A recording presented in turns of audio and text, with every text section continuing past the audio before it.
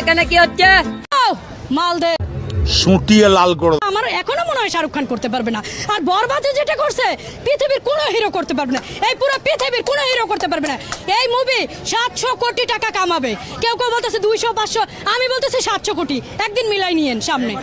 সেই বাজেট যদি বলেন, আমি বেশিরভাগ আমার নবীনগর সেনা অডিটোরিয়ামে দেখি, খুলেই বলে 150 টাকা টিকিট, এবার 400 নিছে, এবার 400 টাকা নিছে, ঠিক আছে?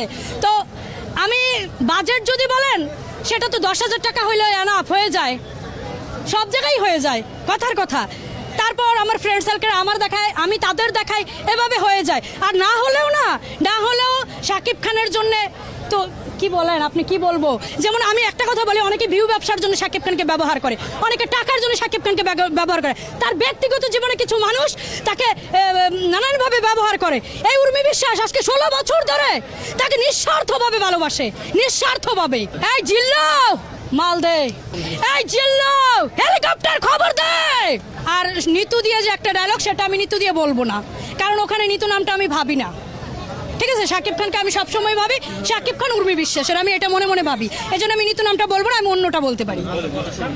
শাকিব খান শুধুই আমার, শাকিব খানকে না পাইলে পুরা দুনিয়া বরবাদ কইরা দিতে পারি। আরো সব বাড়িয়ে দেওয়া হোক, যেন সবাই দেখতে পারে। আমি এটা একটা কথা বলে, আমার এলাকাতে কিছু লোক না জীবনে শাকিব খানের ছবি দেখে নাই, এমন এমন লোক আছে, তারা পর্যন্ত বলতেছে উর্মিরে বরবাদ দেখে আসি। মানে আমার শুই নাই না, তখন শরীরে কোনোরকম একটি লিখতেছিল যে, ও বাবা আঙ্কেল আপনিও যাচ্ছেন। সিল মাইরা দিমু আমি সিল মাইরা দিমু।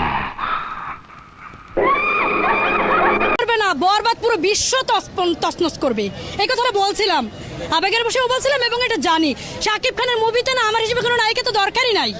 শাকিব খান ঢুকবে, শাকিব খান মার কাট করবে, শাকিব খানের লুক, এক্সপ্রেশন, ডায়লগ ডেলিভারি দিবে, ছবি এমনি হিট। তার মধ্যে মেহেদী হাসান হৃদয় স্যার যা মুভি বানাইছে, তাকে স্যালুট জানাচ্ছি। আমার কলেজের হিরো শাকিব খানকে স্যালুট জানাইছি যে এরকম মুভি বারবার আমাদের উপহার দাও, ঠিক আছে? এরকম তোমাকে সবাই